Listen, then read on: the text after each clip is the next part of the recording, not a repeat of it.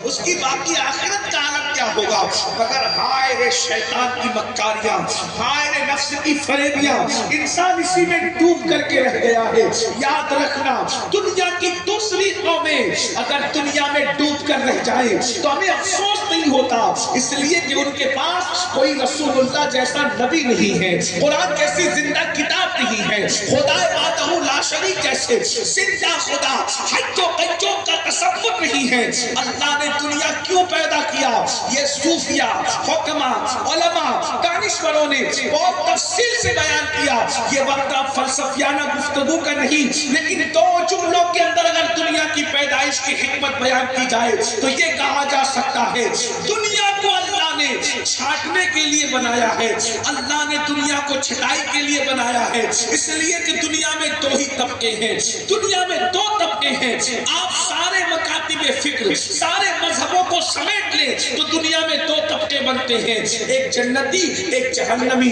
قرآن کہتا ہے ان الابرار لفی نعیم وان الفجار لفی جحیم، وفاداروں کے لیے جنت ہے، غداروں کے لیے جہنم ہے۔ دنیا کے اندر دو ہی لوگ ہیں۔ میرے آقا علیہ الصلوۃ والتسلیم کے پیارے دیوانوں، میں نے نیکوں کو وفادار اس لیے کہا کہ جو نیک ہوتا ہے وہی وفادار ہوتا ہے، اور فساد کو غدار اس لیے کہا کہ اللہ اکبر جو فاسق ہوگا وہی غدار ہوگا۔ اللہ اکبر۔ اب آپ مجھے بتائیں اللہ نے چھٹائی کے لیے دنیا کو بنایا، اگر اللہ بغیر دنیا بنائے ہوئے، بغیر کربلا بپا کیے ہوئے یزید کو جہنم میں ڈالتا تو دنیا کہتی دیکھو، معاذ اللہ، کہنے والے تو کچھ بھی کہہ سکتے ہیں، لوگ کہتے دیکھو اللہ نے یزید کے ساتھ کیا سلوک کیا، اس بیچارے کو جہنم میں ڈال دیا، اور اللہ رب العزت بغیر کربلا بپا کیے امام حسین کو جنتی جوانوں کا سردار بناتا تو معاذ اللہ لوگ بکواس کر سکتے تھے کہ نبی کے خاندان کے ہیں اس لیے یوں ہی ان کو مرتبہ دے دیا۔ تو قدرت نے دنیا بنا کر چھٹائی کا قانون رکھا، یزید شراب پیے گا اس کو خدا بے نقاب کرے گا، یزید زنا کرے گا اسے خدا بے نقاب کرے گا، یزید اللہ کی نافرمانی کرے گا، صحابی کا بیٹا ہو کر شریعت کو پیروں تلے لا دے گا تاکہ دنیا کے سامنے بے نقاب ہو جائے یزید اور اس کو جہنم میں ڈالا جائے، کسی کو اعتراض کی گنجائش نہ رہے۔ اور حسین 6 مہینے کا نانا بھی خدا کی محبت میں قربان کر دے گا، 18 سال کا نانا بھی خدا کی محبت میں قربان کر دے گا، اور جب جنتی جوانوں کے سردار بنائے جائیں گے تو کوئی یہ نہ کہے گا کہ رشتوں کی محبت میں مرتبے ملے، بلکہ پتا چلے گا قربانیاں ہی ایسی ہیں، ایسے ہوتے ہیں محبت کے گھرانے۔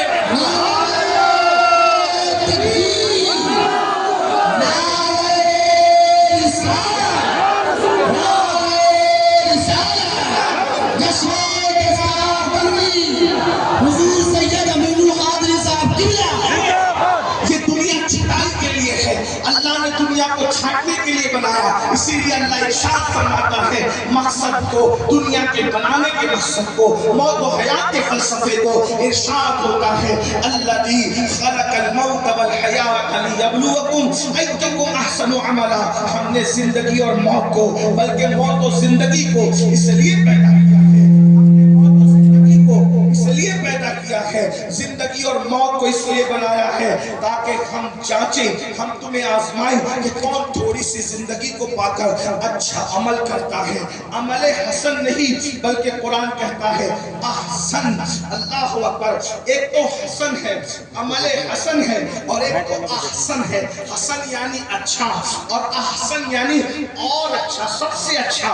اللہ اکبر۔ یہ دنیا چھٹائی کے لیے ہے۔ اگر آپ اس جو ہے وہ گمان میں ہے کہ یہ دنیا سب کچھ ہے تو یاد رکھنا بڑے بڑے بادشاہ دنیا سے چلے گئے، بڑے بڑے تاجدار دنیا سے چلے گئے، بڑے بڑے مالدار دنیا سے چلے گئے۔ ہم سے پہلے اس دنیا میں ہمارے باپ دادا رہتے تھے، ان سے پہلے ان کے باپ دادا رہتے تھے، ان سے پہلے ان کے باپ دادا رہتے تھے۔ تم دیکھ رہے ہو اللہ اکبر، تم میں سے کتنے لوگ ہیں جو بتا سکتے ہیں کہ تمہارے 8ویں نمبر کا دادا جو 400 سال پہلے دنیا میں تھا اس کی قبر کہاں ہے؟ آپ ذرا غور کیجئے، بہت توجہ سے سننے کی۔ میں نے پھر کہا تقریر کا وقت نہیں، صرف دل کا درد رکھنا ہے، تھوڑی دیر ہوگی، زیادہ دیر نہیں۔ میں اپنے جوانوں سے مخاطب ہو کر کے پوچھنا چاہتا ہوں، 400 سال پہلے جو 8ویں نمبر کا آپ کا دادا تھا، اس کی قبر کہاں ہے؟ اگر وہ گاؤں کا چودھری تھا تو مجھے بتاؤ، اگر وہ مالدار تھے تو مجھے بتاؤ، اگر وہ بادشاہ بھی ہوں گے تو مجھے بتاؤ۔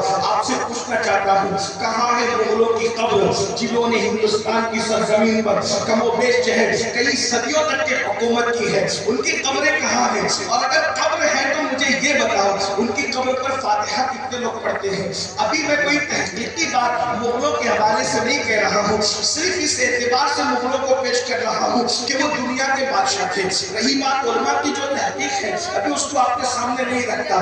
آپ تاج محل جاتے ہیں، تاج محل جاتے ہیں، جانے کے بعد تاج محل کے اندر 2 قبریں موجود ہیں، ایک تو ممتاز بیگم کی قبر ہے، ایک تو شاہجہاں کی قبر ہے۔ آپ سے پوچھتا ہوں، آپ بھی تاج محل کئی مرتبہ گئے ہوں گے، میں بھی 2 مرتبہ گیا ہوں، اس لیے کہ ہم لوگ تقیانوسی خیال کے لوگ نہیں ہیں، ہم تو سیر و تفریح کے عادی لوگ ہیں۔ اس کی وجہ یہ ہے، اسلام جتنے انجوائے کی اجازت دیتا ہے، اتنے انجوائے کی اجازت کوئی مذہب نہیں دیتا۔ لوگوں کے یہاں دھارمک بننا ہو تو نکاح نہ کرو، اور ہمارے یہاں دھارمک بننے کے لیے نکاح کی بڑی فضیلت ہے، نکاح مستقل عبادت ہے۔ اسی لیے ہمارے یہاں کوئی بڈھا سفید ریش بزرگ ریپ کیس میں جیل میں نظر نہیں آتا، کیونکہ ہمارے یہاں اللہ اکبر مذہبی ہونے کے لیے عورت سے دور ہونا ضروری نہیں ہے، بلکہ زنا سے دور ہونا ضروری ہے۔ ہمارے یہاں دھرم یہ ہے، اللہ اکبر، ہمارے یہاں مذہبی بننے کے لیے نان ویج اور ویج کا کوئی کانسیپٹ نہیں ہے۔ ہمارے یہاں مذہبی بننے کے لیے خدا کو راضی کرنے کا تصور ضروری ہے۔ یاد رکھنا، نکاح برا نہیں ہے، زنا برا ہے۔ اسلام نے کہا لوگوں کو بتانے کے لیے عورت سے کیا رکتے ہو؟ ظاہر میں عورت سے رک رہے ہو اور رات میں بیٹی جیسی خاتون کے ساتھ بدکاری کر رہے ہو، نہ یہ نہیں۔ اسلام یہ کہتا ہے اللہ اکبر، نکاح کرو۔ کچھ لوگ کہتے ہیں اگر غریب ہے تو نکاح کیسے کریں؟ رسول اللہ نے فرمایا نکاح کرو، مالدار کر دیے جاؤ گے۔ مالدار بننے کا آسان نسخہ ہے، نکاح کرو مالدار ہو جاؤ گے۔ 2 چیزوں میں مالداری کی بشارت دی ہے، فرمایا حج اور عمرہ کرو مالدار ہو جاؤ گے، نکاح کرو مالدار ہو جاؤ گے۔ ہمارے مذہب نے تو اللہ اکبر، اور صرف مالداری نہیں فرمایا، جو نکاح کرے وہ دیندار بھی ہو جاتا ہے۔ ارشاد فرمایا اللہ کہ جو نکاح کرے اس کا آدھا ایمان محفوظ ہو جاتا ہے، اور آدھے ایمان کے بارے میں وہ اللہ سے ڈرتا رہے۔ اندازہ فرمائے، تو میں یہ کر رہا تھا، ہمارے انجوائے کا بہت تصور ہے۔ ہمارے نبی جب سیر کے لیے جاتے ہیں تو ان کا امتی سیر کے لیے کیسے نہیں جا سکتا؟ اللہ اکبر، یہ ہمارا نبی ہے اور صرف ہمارا نبی ہے، سیر کے لیے جاتا ہے۔ اور ایک بات بتاؤں، کوئی سیر اتنے مختصر وقت میں نہیں کرتا جتنے مختصر سے وقت میں میرے محبوب نے سیر کی ہے۔ گئے ہیں، اتنے دور گئے ہیں جہاں جبریل کا تصور بھی نہیں جا سکتا، جہاں انبیاء کا تصور، میں تصور انبیاء کی بات کر رہا ہوں۔ حضرات انبیاء کی نظر دیکھیں کتنی بڑی ہے۔ اللہ سلیمان علیہ السلام کی نظر 3 میل فاصلے پر چوٹی کو دیکھ لیتی ہے اور اس کی بات کو سن لیتی ہے۔ جن کی نظریں اتنی تیز ہو ان کا تصور کتنا تیز ہوگا، مگر پھر بھی ہم کہتے ہیں جہاں پر انبیاء کا تصور نہیں گیا وہاں مصطفیٰ جان رحمت کے قدم پہنچنے نظر آتے ہیں۔ یہ شان مصطفیٰ ہے، یہ شان مصطفیٰ ہے، بلکہ سدرہ پہ رہنے والا جبریل جہاں اپنی سوچ نہیں لے جا سکتا وہاں مصطفیٰ جان رحمت جاتے ہیں، اور میرے امام اس فلسفے کو یوں سمجھاتے ہیں، دھکیتے روح الامین کے بازو، دھکیتے روح الامین کے بازو، کہاں وہ دامن، کہاں وہ پہلو، رکعت چھوٹی، امید ٹوٹی، نگاہ حسرت کے ولولے تھے۔ وہی ہے اول، وہی ہے آخر، وہی ہے ظاہر، وہی ہے باطن، اسی کے جلوے، اسی سے ملنے، اسی سے اس کی طرف گئے تھے۔ تبارک اللہ شان تیری، تجھی کو زیبا ہے بے نیازی، کہیں تو ہو جوش لن ترانی، کہیں تقاضے وصال کے تھے۔ اب پتہ چلا کہ لوگوں کو نام محمد سے تکلیف کیوں ہے، کیونکہ ان جیسا قائد کسی کے پاس نہیں ہے۔ جس کی تجوری کے خزانے میں جو خزانہ موجود نہ ہو وہ اس سے جلے گا نہیں تو کیا کرے گا؟ مسلمانوں تم کیسے نصیب والے ہو، تمہیں نبی بھی ملا تو وہ نبی ملا جہاں جبریل کے پر تھک جاتے ہیں اس سے آگے تمہارے نبی جاتے ہیں، ہمارے نبی جاتے ہیں۔ اور میرے امام تو یہ کہتے سبحان اللہ، باتیں تو حضرت موسیٰ سے بھی ہوئی اور باتیں ہمارے محبوب سے بھی ہوئی، لیکن موسیٰ سے جو باتیں کی جاتی ہے وہ پوری دنیا میں شور کر دیا جاتا ہے۔ وَمَا تِلْكَ بِيَمِينِكَ يَا مُوسَىٰ قَالَ هِيَ عَصَايَ، اور آخر میں سورہ طٰہٰ کی جو آیتیں ہیں سب بتایا جا رہا ہے، یہ پوچھا یہ جواب یہ پوچھا، لیکن محبوب سے جو باتیں کی وہ جبریل کو بھی نہ بتائی۔ اب میرا بریلی کا کلندر کس طریقے کی بات کرتا ہے ذرا اندازہ کریں۔ بریلی کا کلندر یوں گنگناتا ہے، گنچ جو چٹکے تھے ماں اوہا تنا کے بعد، گنچ جو چٹکے تھے ماں اوہا تنا کے بعد میں بلبلے سدرا تک اس کی بو سے بھی محرم نہیں۔ بلبلے یہ اپنے نبی کی شان، تو بہرحال بات میں فکر کرنے لگا ہوں، مجھے نہیں کرنا چاہیے کہ میں نے شروع میں کہہ دیا کہ تقریر نہیں کرنی، صرف تھوڑی دیر دل کا درد رکھنا۔ تو تاج محل آپ گئے ہوں گے، آپ نے پورا تاج محل گھنٹوں دیکھا، کیا آپ نے شاہ جہاں کی قبر پہ فاتحہ نہیں پڑھی؟ تو 99% لوگ کہیں گے کہ نہیں پڑھی۔ جس ممتاز کی محبت پہ تاج محل بنا، کیا آپ نے اس کی قبر پہ فاتحہ بھی پڑھی، کوئی چادر بھی چڑھائی، کوئی سارے ثواب بھی کیا؟ تو کر نہیں کیا۔ میں کرنے یا نہیں کرنے کی بات نہیں کر رہا ہوں، صرف آپ کو احساس دلانا چاہتا ہوں جس کے لیے تاج محل بنا ہے اور جس نے تاج محل بنایا ہے، جو پورے ملک کی آبرو بن گئی وہ عمارت، اس میں جا کے عمارت تو دیکھ رہے ہو لیکن ان کے لیے ہاتھ اٹھا کر آپ مغفرت کی دعا بھی نہیں کرتے۔ لیکن جس غریب نواز نے ایک کرتے پر اپنی پوری زندگی گزار دی ہے، وہاں ہم عمارت دیکھنے نہیں جاتے بلکہ ہاتھ اٹھا کر فاتحہ پڑھنے جاتے ہیں۔ کیا پتہ چل رہا ہے؟ ارے جو ممتاز، اب جملے پہ توجہ کریں، جنہوں نے مدینہ منورہ دیکھا ہے وہ دھیان کریں گے، اور جنہوں نے نہیں دیکھا دعا کرتا ہوں اللہ ان کو دکھا دے۔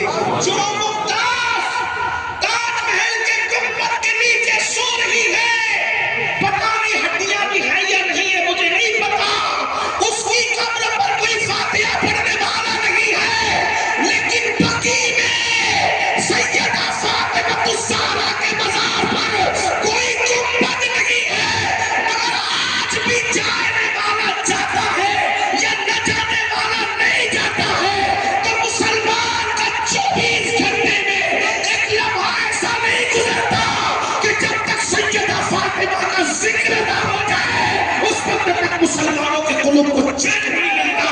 حتیٰ کہ جمعہ کے دن مسلمانوں کا امام جب منبر پہ چڑھتا ہے تو وہ منبر جہاں عورت قدم نہیں رکھ سکتی، سارے مردوں کے سامنے مسجد کا امام جہاں پر عورت قدم نہیں رکھ سکتی، جہاں عورت بیٹھ نہیں سکتی، جہاں عورت جا نہیں سکتی، اس منبر پر اگر کسی خاتون کا ذکر ہوتا ہے تو وہ ایک ہے جسے سیدہ، طیبہ، طاہرہ، عابدہ، زاہدہ، راکعہ، ساجدہ، رقیہ، تقیہ، شقیہ، ام ابیہا، عالمہ، غیر معلمہ، ملکہ فردوس بری، خاتون قیامت سیدہ فاطمہ الزہرا کا جب تک نام نہیں لیا جاتا اس وقت تک سنی امام اپنا خطبہ مکمل نہیں کرتا۔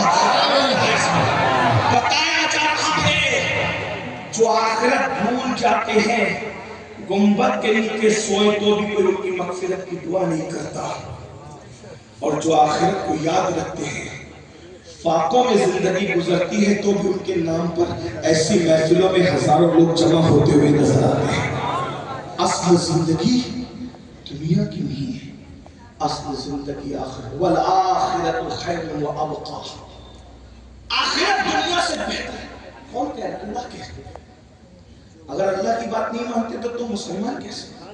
اور اللہ کی بات مانتے ہو تو تم یقین کیوں نہیں کرتے؟ اللہ کی بات مانتے ہو تو یقین کیوں نہیں کرتے کہ دنیا سے بہتر آخرت؟ جب دنیا میں اتنا اچھا لگتا ہے تو آخرت میں کتنا اچھا لگے گا۔ بس بات سمیٹتے ہوئے کہہ دوں، آخرت اس کو کہتے ہیں. یا اللہ اللہ اللہ اللہ اللہ اللہ، نام سنتے ہو اللہ کا؟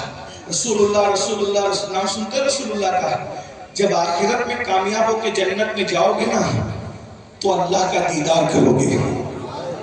یہاں علماء کے ساتھ بیٹھے ہو، وہاں رسول اللہ کے ساتھ بیٹھو گے، وہاں غوث پاک کے ساتھ بیٹھو گے، وہاں غریب نواز کے ساتھ بیٹھو گے، وہاں امام حسین کے ساتھ بیٹھو گے، وہاں امام حسن کے ساتھ بیٹھو گے. ارے مفتی صاحب کے ساتھ بیٹھنے میں اتنا مزہ آ رہا ہے تو امام اعظم کے ساتھ بیٹھنے میں کیا مزہ آئے گا؟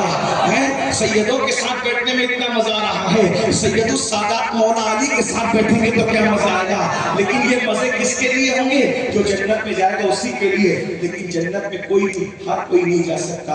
کنڈیشن ہے ان الابرار لفی نعیم وان الفجار لفی لہیم وان الفجار لفی جحیم، کہ جو وفادار ہیں نیک لوگ ہیں ان کے لیے جنت. دیکھو بھائی، میں جلسے کے ناظم کی بات نہیں کر رہا ہوں، میں مقرر کی بات نہیں، میں اللہ کی بات کر رہا ہوں.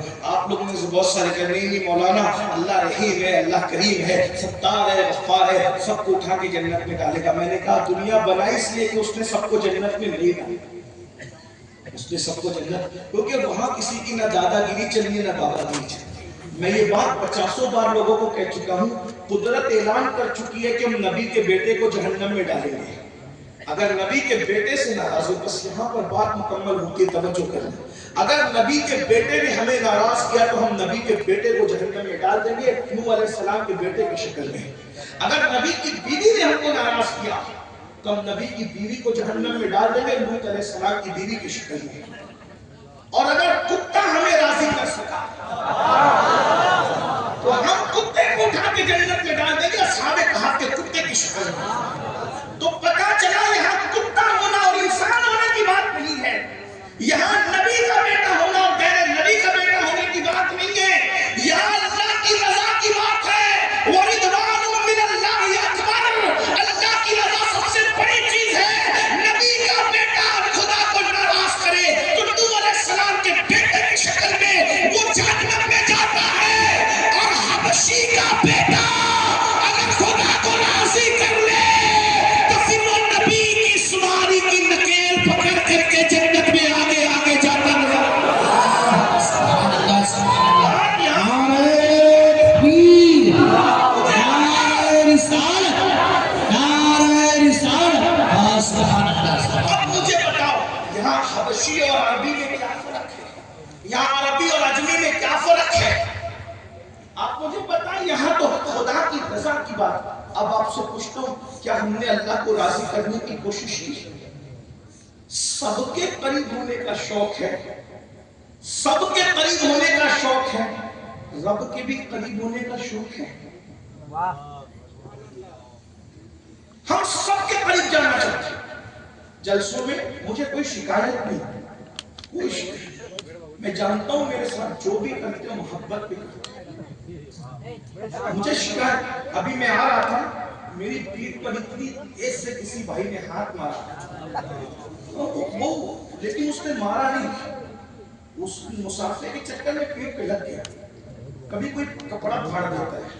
ایک عزیز نے ایسا ناخن مارا کہ اس کو سال بھر سے زیادہ ہو گیا، لیکن نشان محبت اب تک باقی ہے. لیکن آپ سے کہتا ہوں، میں شکایت نہیں کر رہا ہوں، تو کچھ بھی نہیں ہے، اور ہم تو بڑے بے وفا لوگ ہیں. سچی بات کر جاؤں، برا مت ماننا، بے وفا. آج رانچی میں آئے تو رانچی والے یاد ہیں، کل چلے جائیں گے بنگال تو ہم رانچی والوں کو بھول جائیں گے، اور ہمارے لیے سب کچھ بنگال کا مجمع ہوگا. یہ بات سچی ہے، کوئی جھوٹ نہیں. برا مت، محبت آپ سے قیامت تک رہے گی انشاءاللہ. ہم بھلکڑ لوگ ہیں، بے وفا لوگ ہیں، بھلکڑ لوگ ہیں، بے وفا لوگ، غدار